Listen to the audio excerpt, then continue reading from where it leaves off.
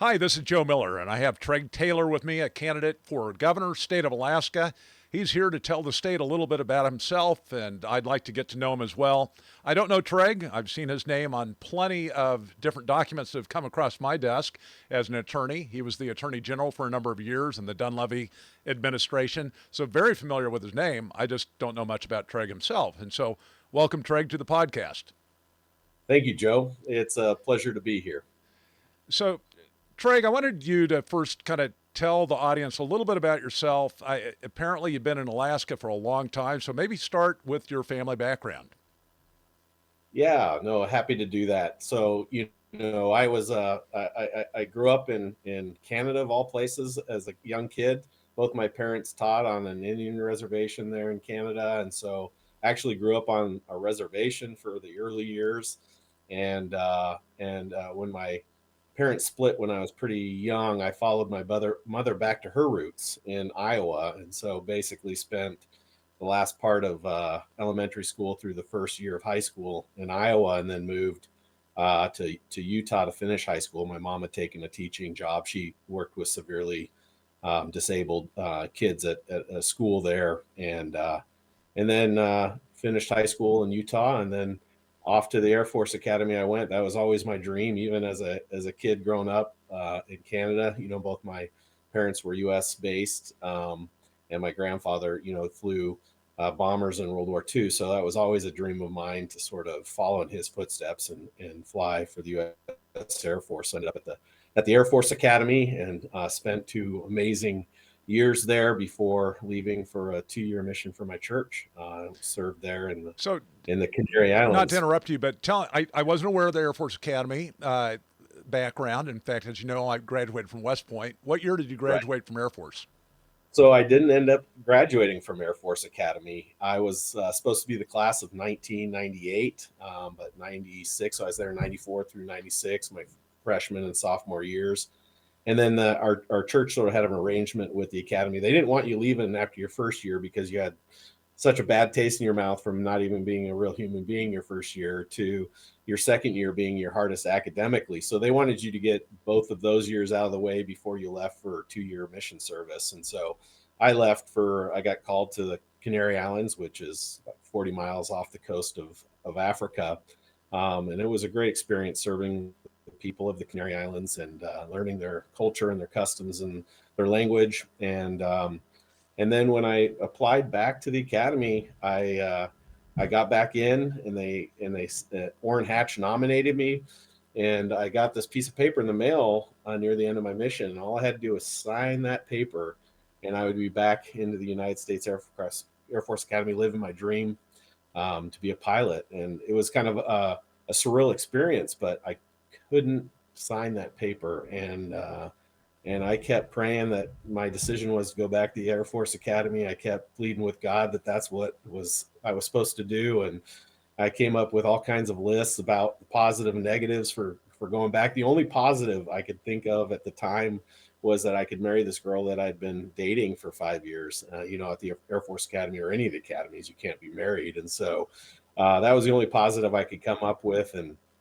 And one day, after some sleepless nights and feeling bad because I wasn't really engaged in the service like I should have been because I was worried about this decision, I finally just dropped to my knees and really flippantly said, "Fine, I'll do what you want me to do." And I immediately knew that I was supposed to transfer, and that's probably the hardest decision of my entire life, because up until that point, that was the drive, right? As my mom was busy working, it was up to me to do homework or not do homework, or go to school or not do homework. In fact, my entire senior year, my mom lived an hour and a half north because she had taken another job. And so it was just me my senior year of high school. And I could have done a lot of things with my time, but that goal of going to the Air Force Academy really kept me based and kept me moving forward.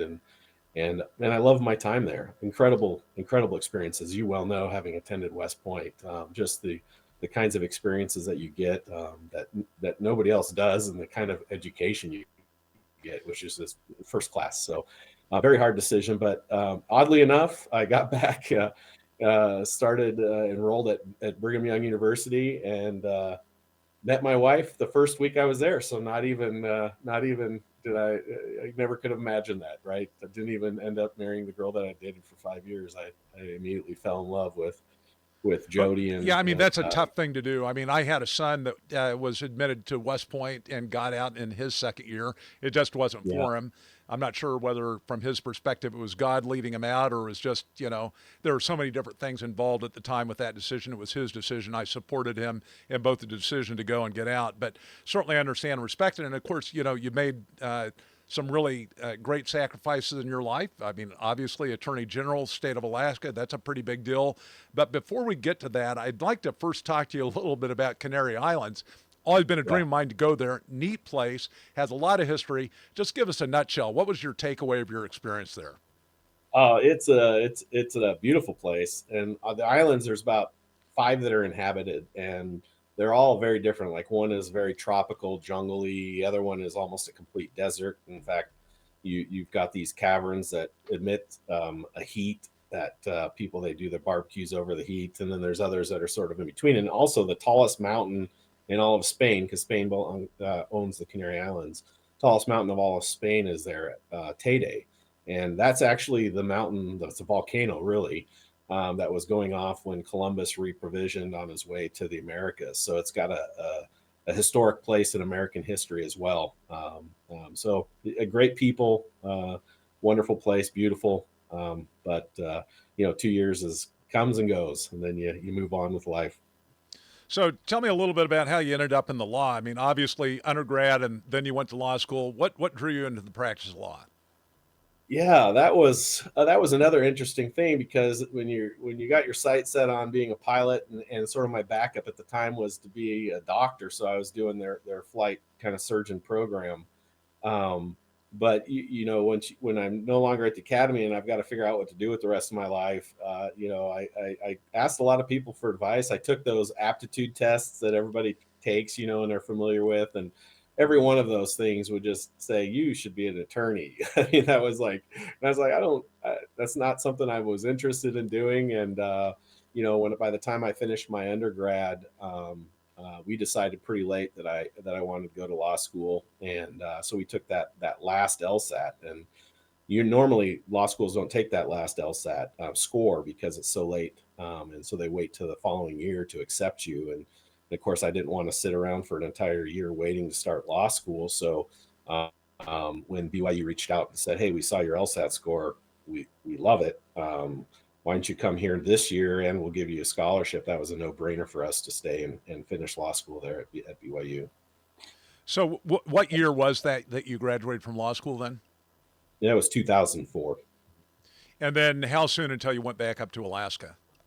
Well, we'd been coming up to Alaska pretty much every summer to put ourselves through school, right? So I think the year I married her, we came up. We spent that entire summer. I spent it out in a lot of little villages out in the middle of Bush, Alaska, working on the Caterpillar diesel generation facilities. I was out in Norvik and Selawik and all kinds of places in Alaska, which was hard as a young newlywed, right? Because you're living in a Connex trailer for weeks and weeks at a time, working 12-hour days, and your lovely bride is all the way back in Anchorage with her family. And so, but that was my introduction to Alaska, and then we kept coming up to work because, again, it was such a great place to earn money for school and put ourselves through school that it was hard to pass up coming up here. And that's when I fell in love with Alaska, right? That's when I felt like I wanted to return and make this my home. So where did you first work as an attorney in Alaska? So I was at a law firm, Delesio Moran, Garrity and Zobel in downtown Anchorage, and we did a lot of business defense. Half the firm did workers' comp defense, but I tried to steer clear of that and did a lot of business defense. So that was a great experience. Did that for about 5 years before McKinley Capital Management, which was an investment advisory. Bob Gillen kind of made that famous here in Alaska. Asked me if I was willing to come and do in-house work for him. And then how soon after that until you began to work for the state? Well, I spent about 5 years with McKinley Capital and realized, and I loved it. I loved the in-house work because I played team sports all my life. I played, my first year at the academy was playing football, and at BYU played rugby. So I love that team sport aspect of it. And so being in house felt like that. You were helping to grow a business, you understood the business's problems, and you helped solve those problems. And so spent 5 years doing that, and then realized if I wanted to sort of progress in my career, I needed to move on. And I knew that probably the only place to be able to do that was be oil and gas. And so ended up at Arctic Slope Regional Corporation, their energy services division, and did in-house work for them for their 12 or 13 oil and gas subsidiaries for about 5 years before Mike was elected governor, and he asked me to come over and run the civil division. So that's what I did for about the first year and a half. So, how long were you in the civil division before you became Attorney General? So I think I was about a year and a half before we had those two kind of scandals that put me in the position of being selected for the Attorney General, and that was quite an honor that the Governor Dunleavy allowed me to do that, and it just happened to correspond with right before the Biden administration, and so we were gearing up, getting ready for that. Those are some of the first tasks I had as the Attorney General, was get ready for that administration to come in. So, tell me just a little bit about kind of the top cases that you took against the Biden administration, your involvement in those cases. I mean, obviously, you're the top of the organization. Most of the time, attorney generals themselves aren't directly involved as a litigant in the cases that are brought. But tell us a little bit about your involvement, what the top cases were, kind of what your proudest achievements were versus the Biden administration while you were serving with Dunleavy. Yeah, no, happy to go through that. I think if I set the stage, it was the Biden administration had over 70 executive actions targeting Alaska. I've heard it mentioned multiple times that we had more sanctions on Alaska than we did on Iran and North Korea put together. And so those 70 executive actions resulted in a lot of litigation for us. And so one of the things I'm proudest about is this statehood defense idea that we put together. And basically, that was asking the legislature for additional funds. So I think over that 4 year period, we had about 11 million in extra funds given to us by the legislature. And then I worked very closely with the Department of Natural Resources, Department of Environmental Conservation, and Fish and Game. And we met weekly, coordinating, looking at what the Biden administration was doing, look at the actions they were taking against Alaska, and then we would engage in either the rulemaking process, or if the rule went through, then in the litigation process. And so we were extremely busy. I think we had, by the time I left the Department of Law, we had over 80 pieces of major litigation with the federal government. So it's hard to pinpoint a specific one. I think early on, I think as far as individual liberties are concerned, the ones that I'm proudest of early on were the vaccine mandates that were coming out of the Biden administration. Now, they didn't specifically target Alaskans, but they targeted any person in the medical care industry, that they were going to mandate that they had to have the vaccine. OSHA had a rule where if you had over 100 employees, that you had to require all your employees to get a vaccine mandate. And then they required all federal contractors and subcontractors, which, man, that would include a large swath of Alaskan companies, require their entire workforces to get the vaccine mandate, and then also the Head Start program. And so we took that on pretty quickly. And I say we because it was a joint effort with a lot of other like-minded attorneys general from the lower 48.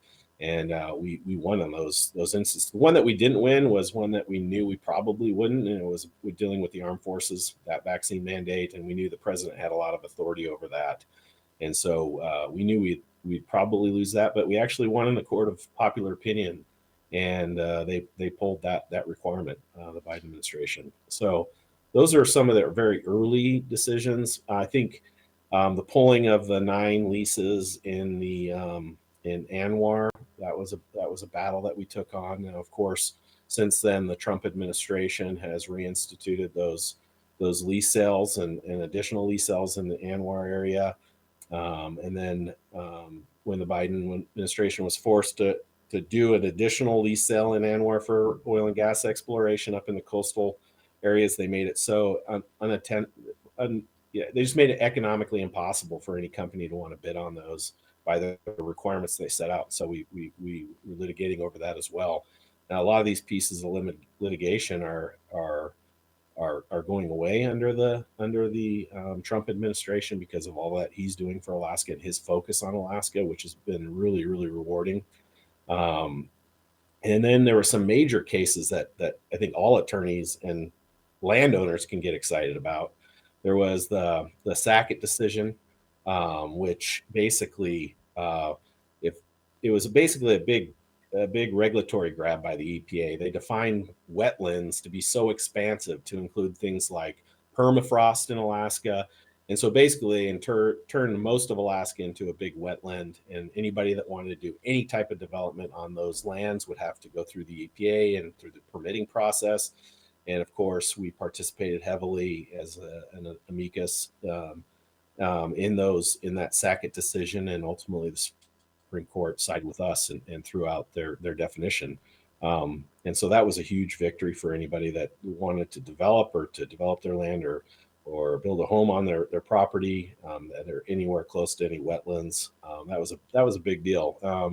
And then the other one, the Loper Bright decision, which basically was the Chevron deference. So for your listeners out there that aren't legal minded or have an understanding what that is basically under Loper Bright decision, the Supreme Court said they were no longer going to defer to a bureaucrat's determination of what the law said, and so the courts were going to look at it with open eyes, and they were going to consider the arguments from both parties and not just defer to agency interpretation. And that is a big deal because when you look at some of the cases that we've battled up here over the years, whether they were environmental groups trying to shut down certain developments, that was a key spot that we always had to try to overcome, especially when we had an administration that didn't want that development in Alaska. And so that Loper Bright decision is huge, and huge for Alaska.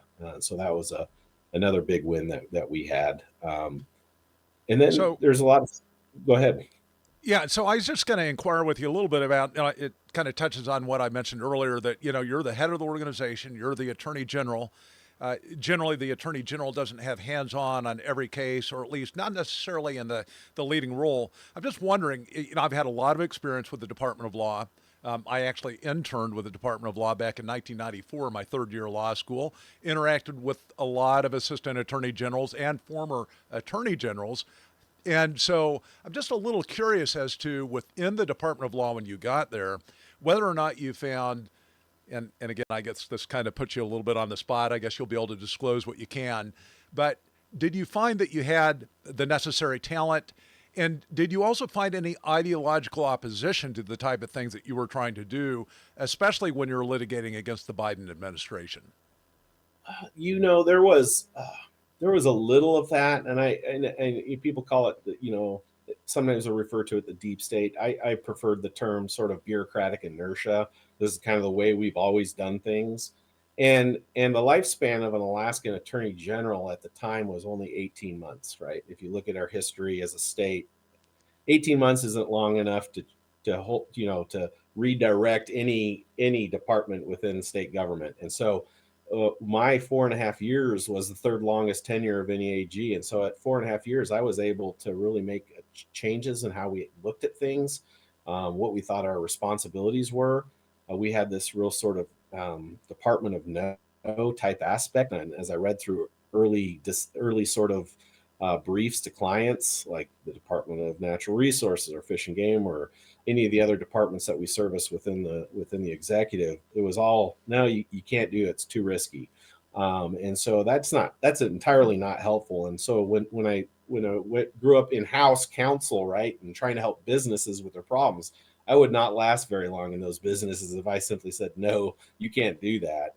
So you have to get to yes. You have to be creative in your solutions, and you have to understand what the client's issue is, because sometimes their way of trying to get at an issue doesn't make sense as far as legally. And so if you understand what the issue is, then you know exactly how to get to find a solution for them that's going to hold up in court. And so that was the big thing. And I wouldn't say that there was.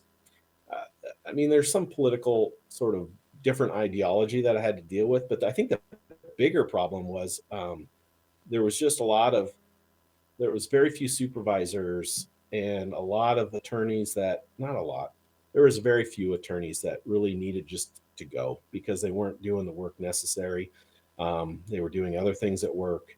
And once I reorganized how we supervised within the department and put more eyes on work, and also that also allows you to build a workforce too, because you can help train these individuals up. When I got there, supervisors had their own entire caseload, and so they had almost no time to supervise. And so we that was a big change that I made, is I wanted our supervisors to be able to have eyes on the work that the people under them were doing, and that they could mentor them and build them up, and then also understand if they're not doing the work required, that we can just rip the band-aid off and get rid of those individuals. And we did that early on.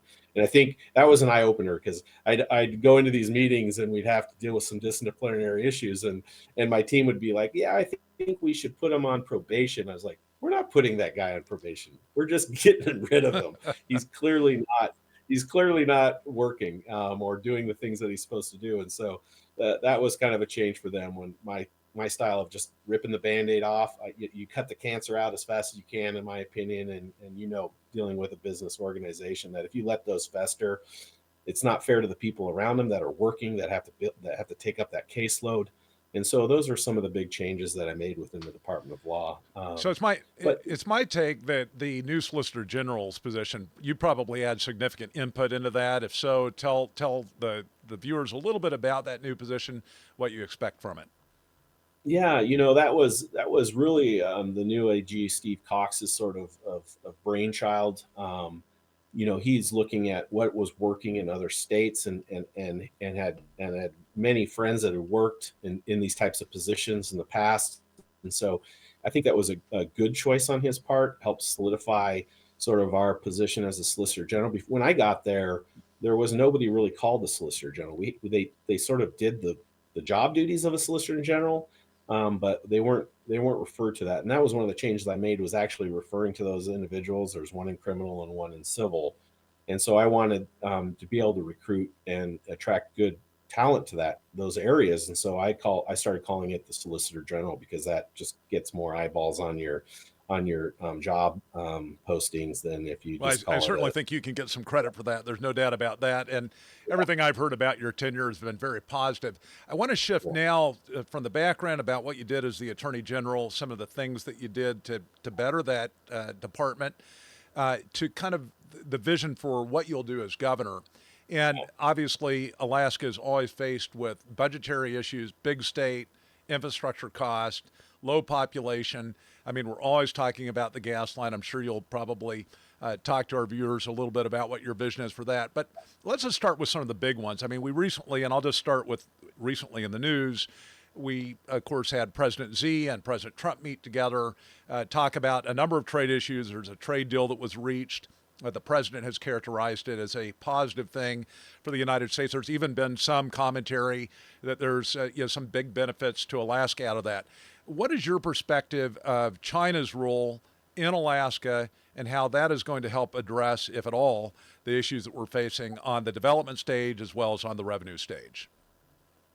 Yeah, I think that it's an interesting development. We knew Trump, from the very early on, was going to use this tariff issue as a way, to encourage friendly countries, South Korea, Taiwan, Japan, Thailand, to purchase Alaska gas, and sort of make that part of the tariff issue. I don't think a lot of us, saw the sort of the discussions that he's having with China on those same issues, as far as their tariffs go. If they use Alaska gas, that might affect their tariff rates. And so first of all, let me just say, Trump's been an amazing partner to have. When I was the Attorney General, and it was a breath of fresh air. That first day executive order unleashing Alaska's extraordinary resource potential. We helped draft that before Trump took office, and we knew it was coming. And then we were being told it was like a second or third week, executive order. And when he talked about Alaska in his inaugural speech, and Jody and I were out there, I looked at her and I said, that unleashing Alaska's extraordinary resource potential, is going to be a first day executive order. And sure enough, it was. And that was really rewarding, because that really undid you talked a little bit about what Biden did to Alaska to inhibit economic growth, to inhibit our use of our lands in a productive fashion for Alaskans. This executive order from Trump undid a lot of that, or at least set the stage for undoing that. And we're sort of seeing them trickle out with agency decisions that are based upon the direction he pointed them. But it was, that executive order is basically a wish list of every project and every issue Alaska's had for the last 40 years. And it was all in one, and it's a huge win for Alaska. And so, being the AG, when he started to implement that and working with Secretary Burgum and Secretary Wright and the EPA on all these issues and implementing that order was really rewarding after having just fought Biden for 4 years. So that was a breath of fresh air. But you talk about specifically the economic opportunities in Alaska based upon that big push, and Trump really kind of considering the Alaska gas line as his big legacy item. I really do view that he thinks that, the way he talks about it, the way he issues it, and the way that his secretaries, his cabinet secretaries talk about it. And we're well on the way on that project. I'm bullish on that project. I know there's a lot of Alaskans out there that are sort of like, oh, okay, we've heard this before. This is a more wishful thinking, but when you have the weight of the federal government, the way that Trump has put on this, and you have the support of Alaskans and state government, and you have sort of the things going on in the world that are sort of pushing people to reconsider where they get their energy, like maybe we shouldn't purchase our energy from Iran or Russia, because you saw what happened when Ukraine was attacked by Russia, and you see what happens when Iran gets ideas about a nuclear arsenal. And then you got China rattling sabers. You mentioned China. You got North Korea, that's clearly within range of Alaska, and that strategic importance really pushes people to to reconsider where their energy comes from, and really puts Alaska in a driver's seat about supplying our allies with clean energy and affordable energy So I guess that they need. Kind of the question is that we have such a tremendous amount of investment that would go into the gas line, and there's a tremendous resource obviously available, and of course with you've raised the issue of China, Russia. Obviously, they are, by some people's perspective, strategic adversaries. I mean, there's speculation that China could be in an armed conflict over Taiwan in the coming years. Of course, Russia and Ukraine, but they also are adjacent to Alaska, and they've always been seen as potentially the biggest market, or at least one of the biggest markets for the gas that comes out of the state of Alaska. Do you see their role as imperative to the completion of the gas line, or do you see a pathway forward without Chinese and Russian commitments, at least in contracts, in order to make the gas line happen in Alaska? Yeah, so I think that's a great question. I view them as being additive and not a necessary party based upon what I'm seeing. We've got, when I say we, Glenfarne, who has taken over the project when they purchased 75% of the state's 8-Star, which was the holding company for that project, that gas pipeline project. So it went from being controlled by the state and me being heavily involved to now it being Glenfarne's project to move forward, and then state government sort of taking a back seat and watching what Glenfarne does. And so a lot of these observations are based upon my work that I did with Glenfarne when we were still negotiating that buy, and then also watching how they've acted since then. And so the reason why I don't think it's a necessary party is because we've got letters of intent so far from Asian companies, from our friendly Asian allies, for up to 12 million tons per year of our Alaska gas. And really, project feasibility starts to really look good at about 16 million tons. So we're not that far off. We got 12 million tons of letter of intent right now. And I know that's not a signed contract to buy gas. And so there's a little bit of uncertainty about that. But given the pressure on those countries and the tariff sort of battle that's taking place, I mean, those are looking pretty solid. And so we're looking for an additional 4 million tons a year, which I don't think is a far stretch for us to reach. And really the goal is 20 million tons. I think once you hit 20 million tons, in this project completely pencils out. And in all my discussions from Glenfarne, this this project pencils out both with just the in-state line, not even with the export capability, and then with that export ability of our liquefied natural gas, then that just further makes this project make sense. And then the other thing they've indicated is that they don't need any federal money on this project for it to pencil out. And I think a lot of Alaskans sort of feel like that's a necessary aspect of this, and it really isn't. So we're going to know December, right? December Right. is when the final investment decision is going to be made. Their feed will be done, their front end engineering and design, and so we're going to know a lot more come December. And like I said, I'm really bullish on this project. It was a lot of fun to work on while I was the Attorney General, and it's just fun to see where it's gone since I've left. And of course, if we end up with a gas line, that solves a lot, at least not in the near term, but certainly in the longer term, the budgetary issues that we're faced with. I mean, absent the gas line, kind of what's your vision of the budget and how are you going to go forward to kind of try to reduce the dependency on, other sources that don't really move the state ahead economically? Yeah, our economic outlook is amazing if you're looking out 3, 4 years, 5 years, right? Because we've got all these projects coming along online. We got Willow, Pika, potentially the Alaska gas line, which could have startup mid 2029 is the goal. And so, and then you've got Ambler Road moving forward, it looks like, with the rights of way granted by the federal government. Anwar opening up additional opportunities in the MPRA.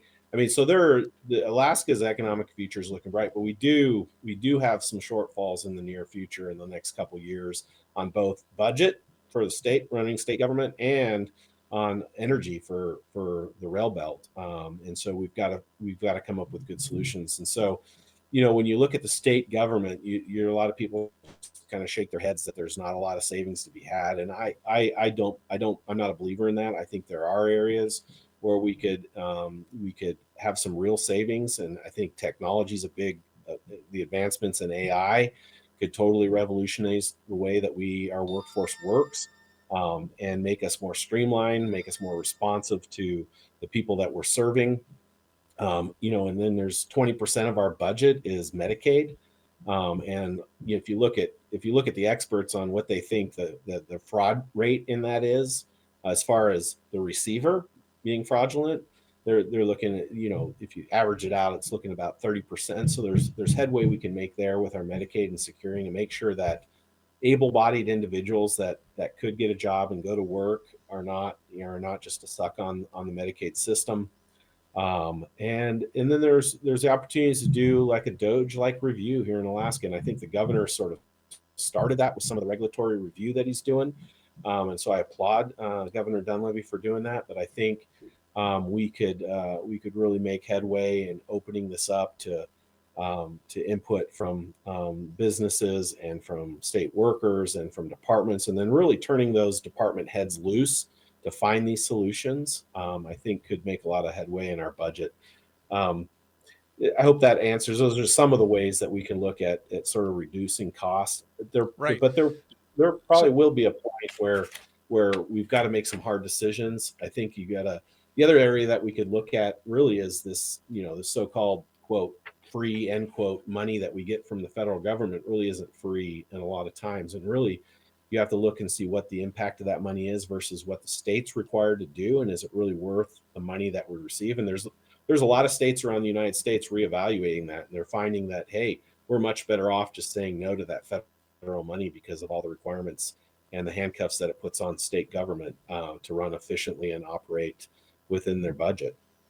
You mentioned AI, and I want to follow up on that just a little bit. When I ran for public office, and just so that your viewers understand this, I don't think I mentioned this to you off air. I have no interest in running for governor this time around, so I'm not in the mix. I'm interviewing people that are running for governor. But during an earlier run, I've always seen energy as being an incredibly important issue for the areas outside of the more metropolitan areas of the state. I mean, obviously it's important for Anchorage, Fairbanks, all the rest as well. But we have such incredible resources, and if only we had the ability to transport or have energy at a cost-effective rate in some of these places, you could produce like none other. I mean, we'd just be the breadbasket of minerals and energy across the country. And so I had thought that the Toshiba nuclear reactor, the portable nuclear reactor, has been around that design for decades. We use the nuclear reactors in our ships. They've been used very safely. And now, of course, you're probably aware of the fact that the Nuclear Regulatory Agency is licensing these portable reactors. And a lot of them are being at least planned as to being used for these AI centers in the lower 48. The Yeah. portability, the safety, the amount of energy that they produce could have a transformative effect in Alaska. And I wonder if you've looked at that, whether there's been any consideration of going in that direction to try to create even more economic opportunity in the coming years in Alaska. Yeah, that is a model that I think has a huge potential. I think the wake up call occurred during a cold snap a couple winters ago, where the governor actually had to call the military bases and ask them to reduce their energy intake. And I think for Alaskans and for our strategic defense purposes, I think those installations are really looking at that small nuclear reactor type model and adopting it. So I think you're going to see it implemented likely at first in the military sort of aspect on some of these bases that we have, because they have to have the energy when they need it. They can't say, oh, it's cold out, or oh, we're going to have to reduce load. They have uh, uh, uh, they have a job to do, and they can't do it without energy. And so, and then the other aspect, when we're talking to these technology companies that really want to put data centers here in Alaska because of our climate, because of our huge supply of fresh water to help cool these units. So there's so many strategic advantages to those types of things up here, but they need a reliable, cheap energy. And Mm-hmm. so the Alaska gas line will help bring some of that into there. But I think there's also, they're looking at their own generation, and some of them even looking at these small nuclear reactors that are heads and toes above what our grandparents experienced in that area. And they're really kind of cool. I mean, I don't know if your listeners are aware, but basically they'll take this unit out, drop it off, turn it on, and it'll run for 20-25 years Or longer. Yeah, and they're or longer. incredibly safe as well. I think kind of nuclear energy has lost kind of the dirty aspect of it. There was an area, Southwest Alaska, that was actually considered for a trial run a number of years ago for this, and of course the anti-nuclear energy people put a stop to it. I mean, it didn't get very far, but I really do think that that is the future. I mean, we're an energy-rich state. We've got gas, we've got crude, we've got all of that other, but there are some very remote areas of the state that even if we were able to tap all that other energy, they need these portable devices. And I just think it's a great thing for Alaska to consider that seriously. When I mentioned it on stage, this was back, I think, in 2014, I basically got laughed off the stage by some of our incumbent. Uh, well, I won't mention who. There's no need to bring that in. But the fact of it is it's opportunity for the state. I think we ought to capitalize on it. Let me move Oh, quickly because absolutely. I know we've got Right. limited time. There are a lot of issues I want to go through. Let's hit PFD. What's your view? Are you going to bring any new changes there? What's your perspective of what ought to be done with the PFD going forward in Alaska? Yeah, the argument I keep using is when our economy was booming, we didn't have these discussions, right? We didn't have this constant debate down in Juneau where the PFD is being used as a political football. And so that's goal number one: get the economy moving again, get us on solid ground, so we're not having this discussion about how much of the PFD state government needs to survive. First of all, second, I really do think that in order to keep the legislature's hands out of the PFD, it has to be enshrined in our Constitution. It can't be subject to the will of a governor or the will of the legislature. And I think there are ways that we can do that, that don't threaten the corpus of the permanent fund, and continue to provide Alaskan families, because that's the bottom line. I think Alaskan families know better how to use that money than the state is going to know, right? And they know what they need.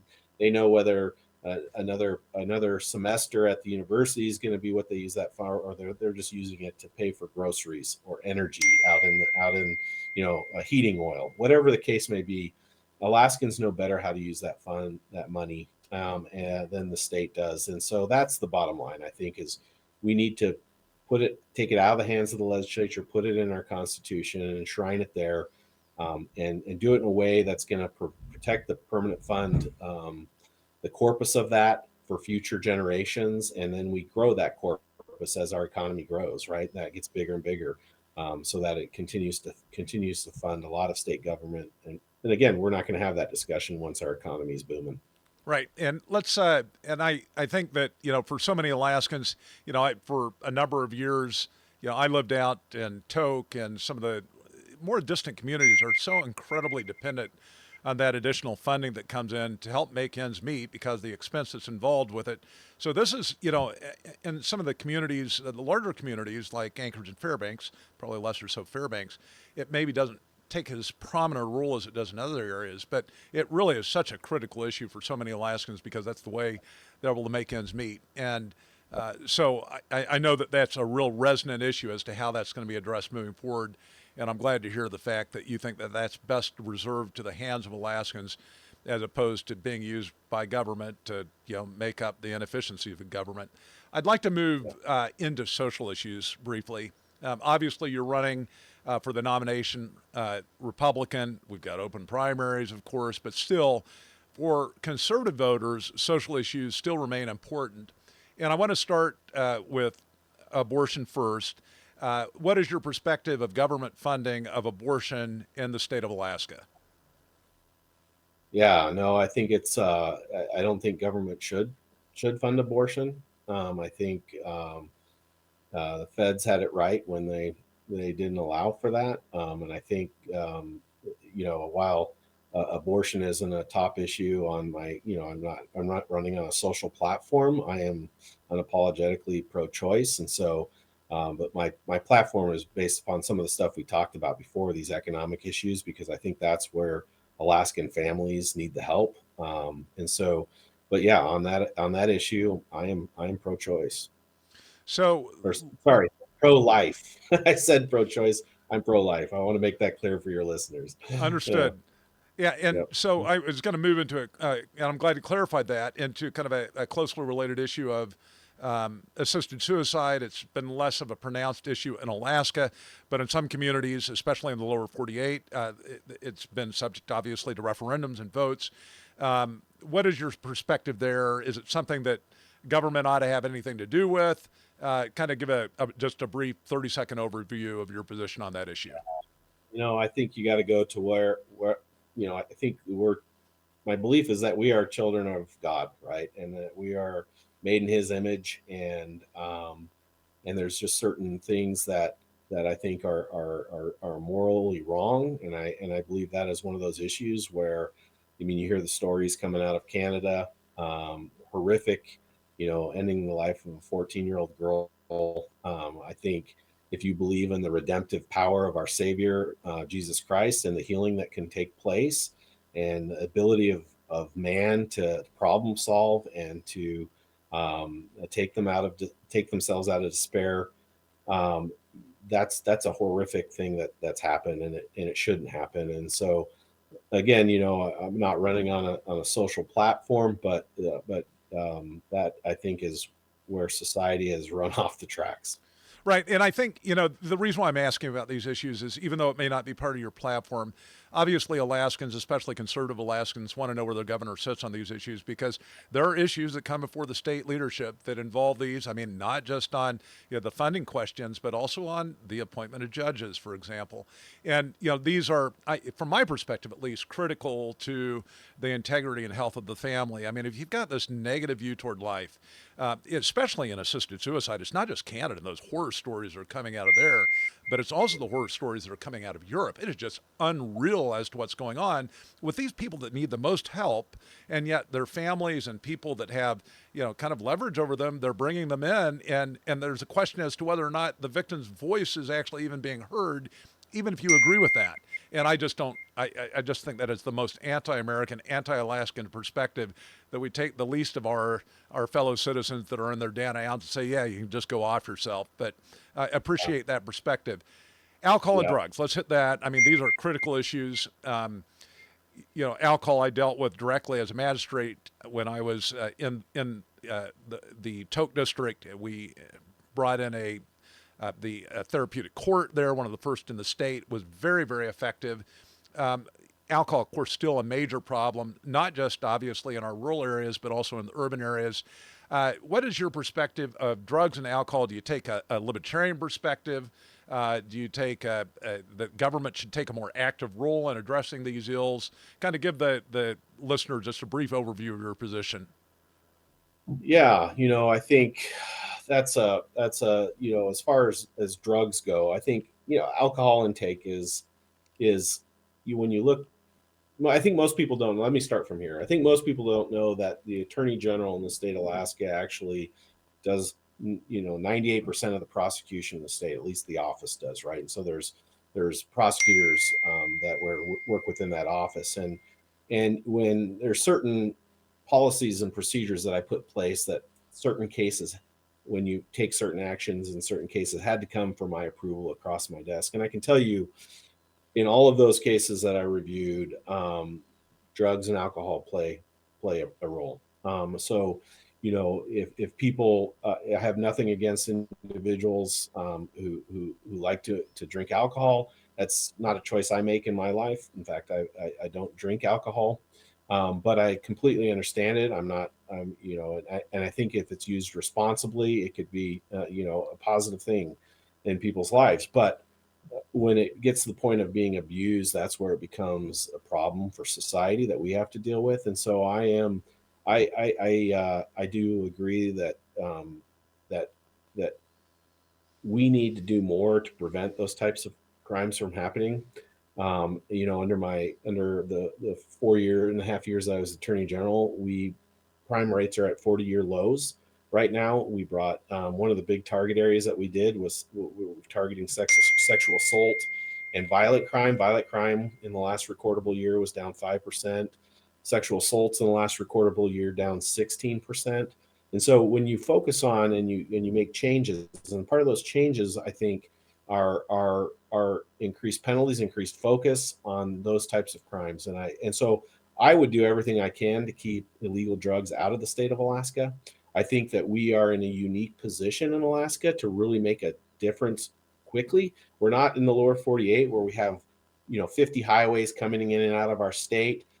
We have one major port, one major airport, and one road coming into the state, really.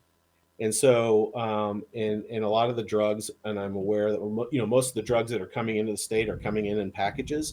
So if you hit those four areas and you put the necessary resources on those four areas, you can make a huge dent in the amount of illegal drugs, fentanyl, the carfentanil, and the new sort of opioid-like drugs that are being developed.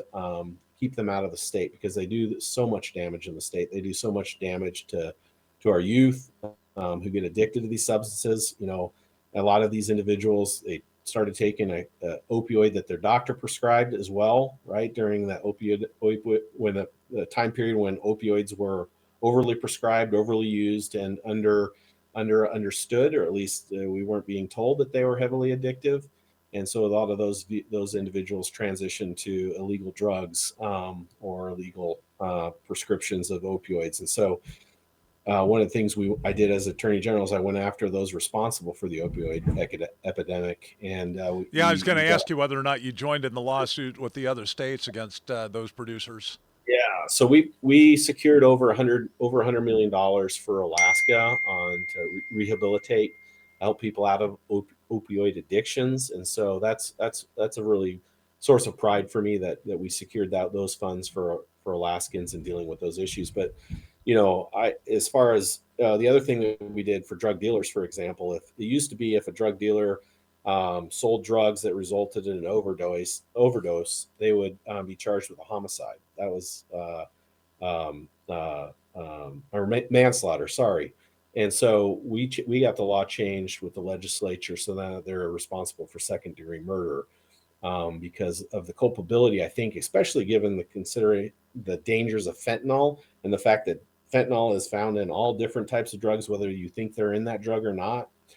They are, because it's so cheap and easily made that they're you might think you're taking some type of prescription opioid that's being sold in the black market, but I guarantee it's probably chances are it's got that fentanyl in it. So understanding those dangers we put drug dealers on notice that if somebody dies as an overdose as a result of the drugs they sell, they're going to be responsible for second-degree murder, not just manslaughter. And so those are the types of changes we need to make in order to defend Alaska against that epidemic. Okay, I want to shift out of social issues for a minute. And by the way, I agree 100% with that. Phenomenal changes in the law. Great to have those kind of sanctions applied to people that do that. I mean, the problems across the state with that type of social ill is just it continues to grow. Although your stats are good, it just seems like it's becoming a worse problem. At least in Fairbanks, it seems like it's becoming a worse problem. And so I do think that at least on the side of penalty, I mean, that's what government's there for, right? To reward those who do good and punish the evildoers. That's a paraphrase from St. Paul. But in any event, I do think that there needs to be strong measures taken so that people understand the implications of their actions, especially if a life ends up getting taken. So I appreciate that. I applaud that. I want to talk just real briefly about vote integrity. And again, I'm aware of the fact that you probably had no hand in this at all, but do you have any perspective at all on, and maybe it's based upon your time in state government, maybe it's just as an individual that's involved, in the state of Alaska as a voter, reading the news. But recently we have changed out, well, within the last several years, our voting machines into Dominion machines. What level of confidence do you have in vote integrity in the state? And do you believe that electronic voting is something that voters should have a degree of confidence in generally?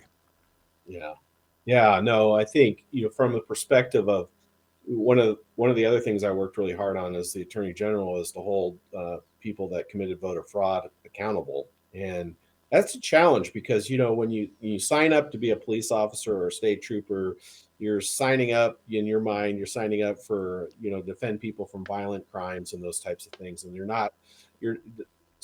this voter fraud is just not a really exciting issue for police officers to take on. And so, but really pushing on that subject and wanting to hold people accountable because we had voter fraud going on in the state. That's one of the things that I did as the Attorney General, and we've charged multiple people with voter fraud. Now, how those resolve, since I stepped down, I don't know how those cases are going to resolve, but I hope that they're held accountable for their intentional acts. And I think the other problem, if you just throw out the whole, in my mind, it doesn't really matter if the voter machines are a problem because the public perceives them as a problem.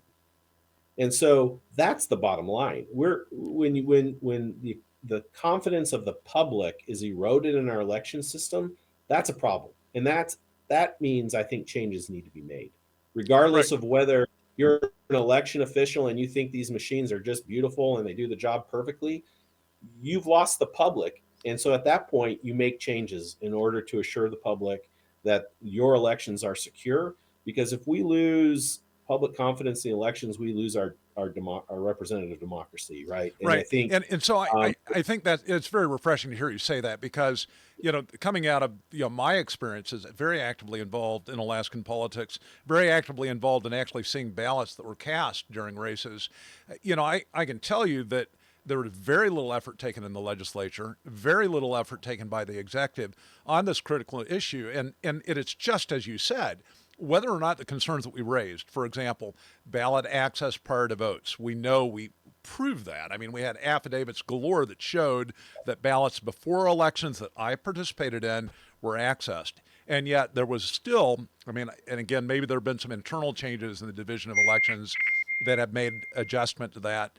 But when you have people that were in the numbers of hundreds involved in that process and saw the type of things that went on, and then they bring that home, to their communities. They talk about it, at the district level in party politics. They talk about it on social media.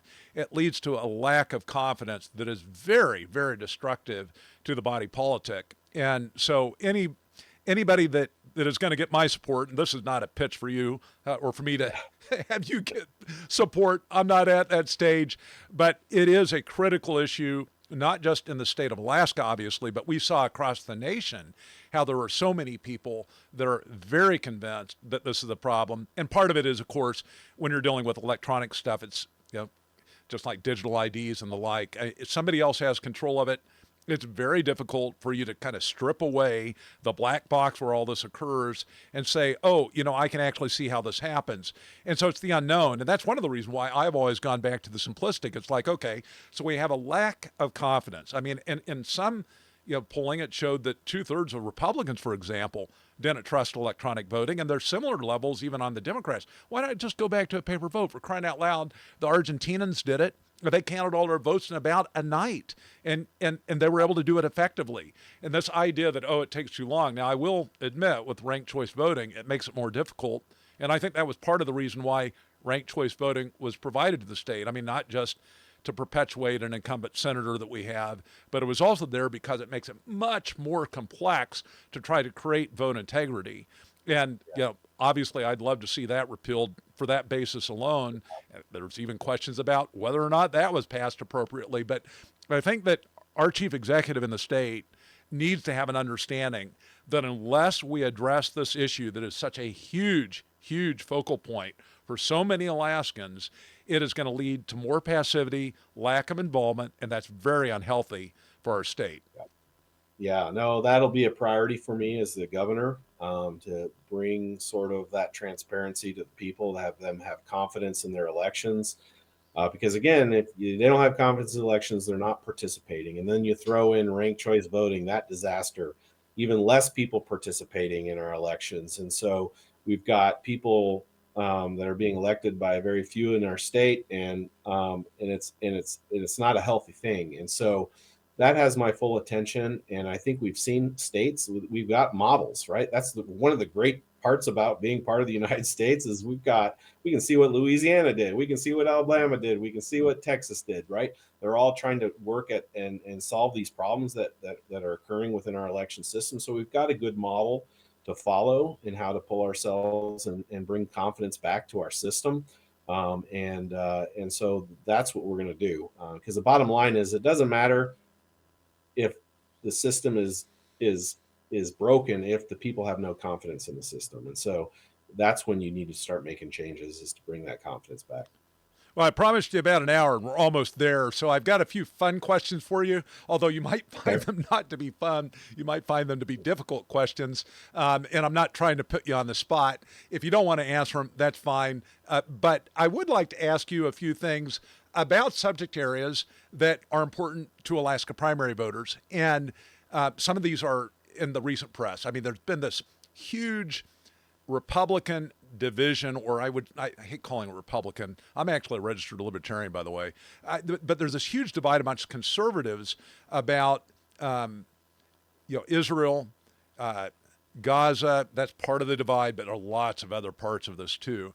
And some of the kind of the points on this are podcasters that have really generated a lot of angst in the conservative circles.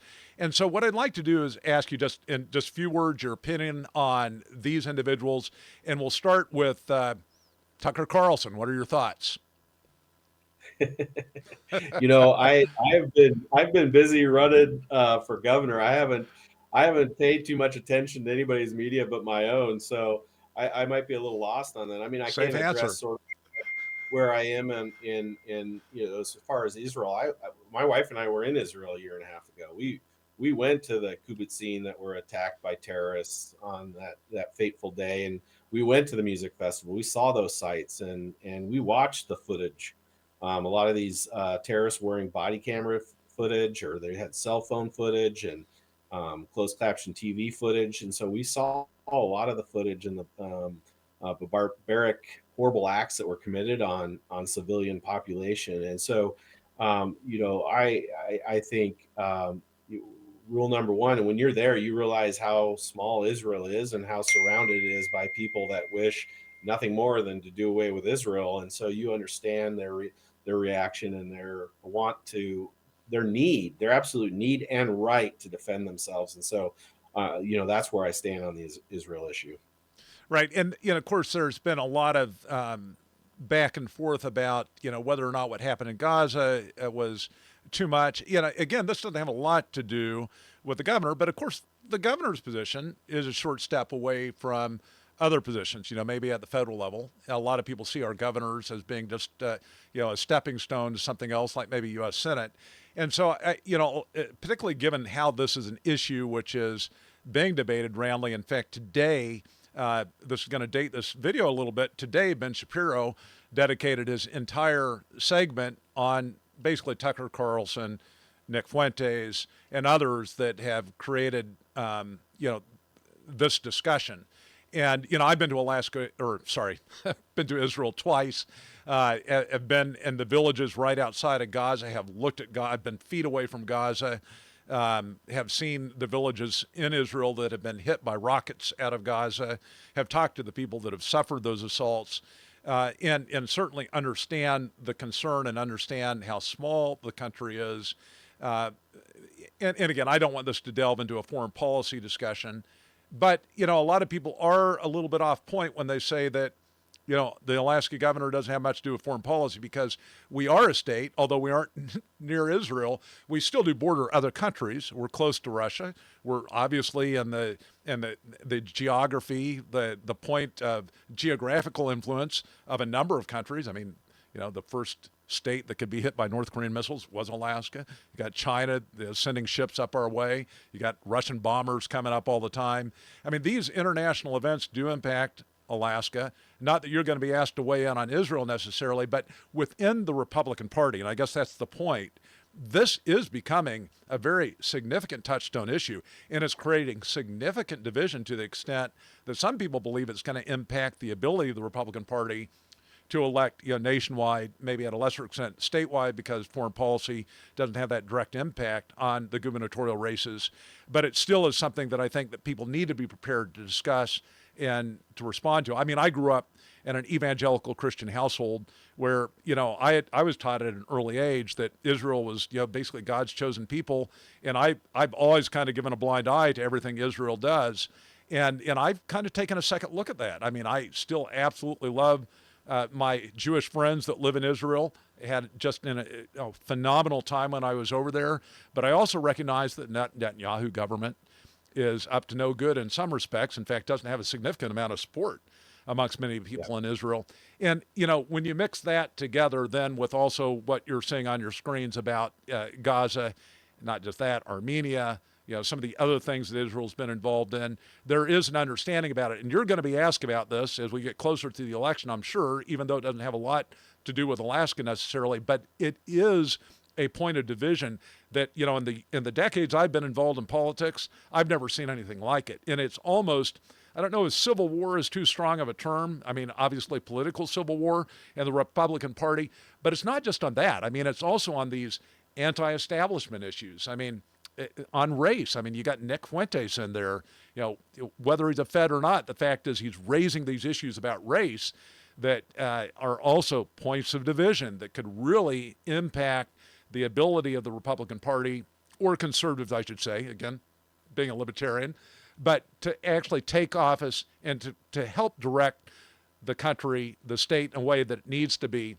And I think that we all have to have, especially those that are running for public office, a way to address it. I wanted to shift next, just real briefly, to Charlie Kirk. Tell me a little bit about what you knew about Charlie before his murder. Kind of what's your take now on how things have developed with Turning Point USA after that? Yeah, no, just a ton of respect for Charlie Kirk, and I did watch his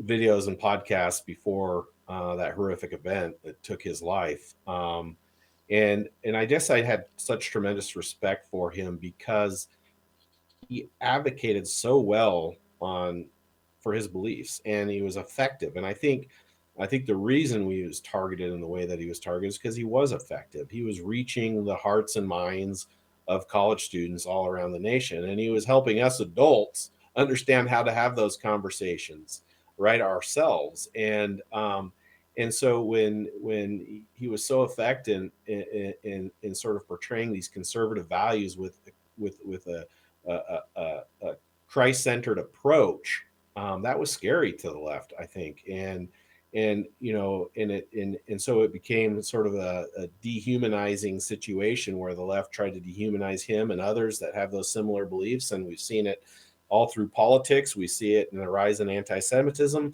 You dehumanize somebody enough, you compare them to Hitler enough, and pretty soon you give people the justification in their mind to take action like that individual did with Charlie Kirk. And it's an absolute tragedy. It's an absolute loss for this country. But I think, in a way, his ideology and his way of working through issues and discussing through issues is going to be key to one of the ways that we save us from just dive, devolving into this political mess that we're in, where we can't even have a reasonable discussion across the aisle with from left to right. And I think the more we model that behavior and his attitudes and his, you know, he didn't dehumanize people, right? He treated people like they're sons and daughters of God, and they had a deserved respect no matter their opinions. Now, he would argue that they're opinions, but he also treated them with that dignity and respect that all individuals should be treated with. And I think it could have a future effect on politics and helping us to have those conversations, because in order to solve Alaska's problems, you're going to need both Dems and you're going to need both Republicans, right? You're going to need both of them to help solve the problems that Alaskans facing here in the short term and in the future. And if you can't have those discussions and you can't have them openly, it's going to be really hard to solve those problems. So again, I guess that's a long-winded way of saying that I have deep respect for Charlie Kirk and what he was able to accomplish, and I think we all could do a lot in mimicking that behavior in our own discussions and the way we portray others. Yeah, well put, Treg. I agree. I think that the dialogue that he established, the way he went about it, the fact that he cared for people, I mean, those are all techniques, those are all approaches. I mean, they were genuine to him that can be used very effectively, especially in the war of ideas, right? I mean, the ideas that you want to set forward as the governor of the state of Alaska, in order to get those to win the hearts and minds of others, there has to be dialogue, and you've got to be able to discuss them in an even tone without attacking the individuals that at least at one point oppose you. And so, you know, part of being a very good, effective leader is being able to bring those sides together, because you're working for the people and not special interests, not the deep state, not those that are trying to that turn the state and turn the country in a direction that's against liberty, against restoring liberty, which is so important to all of us. So, Treg, as we close this up, if you want to tell our podcast listeners where they can find out more about you, how they can help you out with your run for governor.